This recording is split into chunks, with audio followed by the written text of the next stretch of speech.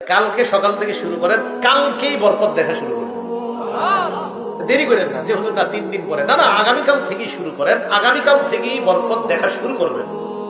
মুসলিম শরীফের 796 নাম্বার হাদিসটা মন দিয়ে শোনেন। একজন সাহাবার নাম আপনারা একটু কষ্ট করে মনে রাখবেন, যেন ভবিষ্যতে সবাই শোনাইতে পারেন বর্ণনাটা। গল্প আকারে হাদিসটা আপনারা শোনাই দিবেন। সাহাবার নাম উসাইদ ইবনে হুজাইর। পুরাটা মনে রাখা দরকার নাই, শুধু মনে রাখেন উসাইদ। বলেন তো কি নাম? উসাইদ। এই উসাইদ রাদিয়াল্লাহু তাআলা আনহু বলেন, এক রাতে আমি আমার ঘোড়ার আস্তাবলের মধ্যে কোরআন পড়ছিলাম। আমার ছেলের নাম ইয়াহইয়া। এই ইয়াহইয়া পাশে শোয়া। আকরাউ ফি মিনবাদি, আমি আমার ঘোড়ার আস্তাবলের মধ্যে কোরআন পড়ছিলাম। আমি যখন কোরআন পড়তে লাগলাম, জালাত ফারাসুহু, হঠাৎ কোরআন পড়ে ওনার ঘোড়াটা লাফায়, কোরআন পড়ে ওনার ঘোড়া লাফায়, কোরআন পড়ে না ঘোড়া লাফায় না।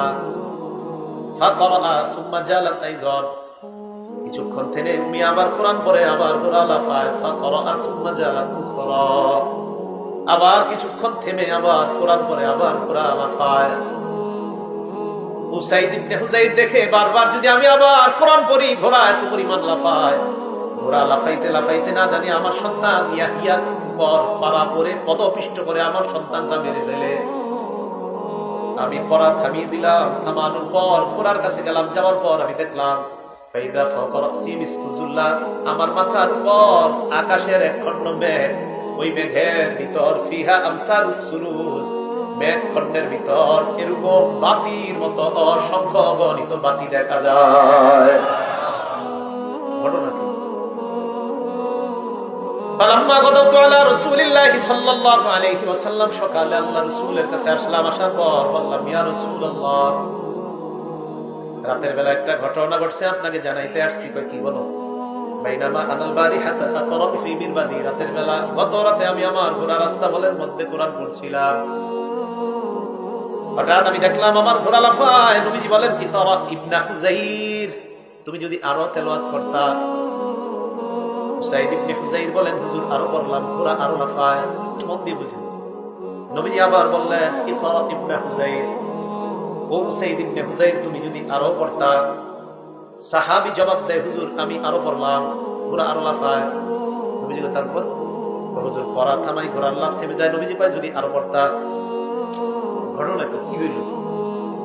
সাহাবী উসাইদ ইবনে হুজাইর বলে, ইয়া রাসূলুল্লাহ, আর বলি নাই। কেন? খাশিতু আন তাতা ইয়াহইয়া, আমি আশঙ্কা করলাম আর যদি কোরআন পড়ি, ঘোড়া লাফাইতে লাফাইতে আমার সন্তানের উপর পড়ে, আমার সন্তানটা না জানি হত্যা করে ফেলে। তুমি যদি আরো পড়তা। সুবহানাল্লাহ, ঘটনা কি? আচ্ছা, উসাইদ ইবনে হুজাইরকে নবী ঠিক আছে তারপর বলো। এরপর হুজুর আমি আমার ঘোড়ার কাছে গেলাম। যাওয়ার পর দেখলাম আমার মাথার উপর মেঘখণ্ড, এটার মধ্যে বাতি দেখা যায়। আরো যাত্রীর যাবি, হঠাৎ দেখলাম এই মেঘখণ্ড বাতি সহ শূন্যের মধ্যে বিলীন হয়ে যায়। হাত্তা মা আরাহা, এক পর্যায়ে আর দেখতে পাই না। নবীজি বলেন, ইস, যদি আরো পড়তা। তিলকাল মালাইকাতু তাসতামিউ ইলাইকা, এগুলা বাতি না, আল্লাহর ফেরেশতা মনোযোগ সহকারে তোমার কোরআন তেলাওয়াত শুনতেছিল।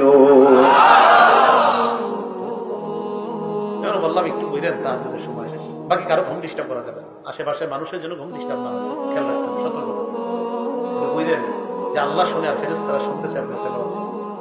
হাদিস শেষ হয়নি।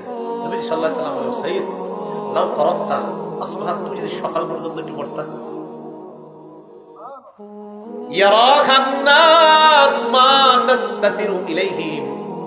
সকাল পর্যন্ত যদি কোরআন পড়তা, ফজরের আজান শোনার পর যে মুসল্লিরা তোমার বাড়ির সামনে দিয়ে মসজিদে আসতো, স্বচক্ষে আল্লাহর ফেরেশতাদেরকে দেখতে পাইতো। পড়বেন নি? বলেন না একটু পড়বেন নি? বলেন, তাহাজ্জুদের সময় মা বোনরা আপনারা কোরআন পড়েন, আল্লাহর সাথে সম্পর্ক কায়েম করেন, দেখবেন আল্লাহ। আমি কিভাবে বলি জানেন? যে কালকে সকাল থেকে শুরু করেন, কালকেই বরকত দেখা শুরু করবেন, দেরি করেন না যে হুজুর না 3 দিন পরে, না না, আগামীকাল থেকেই শুরু করেন, আগামীকাল থেকেই বরকত দেখা শুরু করবেন, কালকে থেকে শুরু করবেন, দেরি করেন না।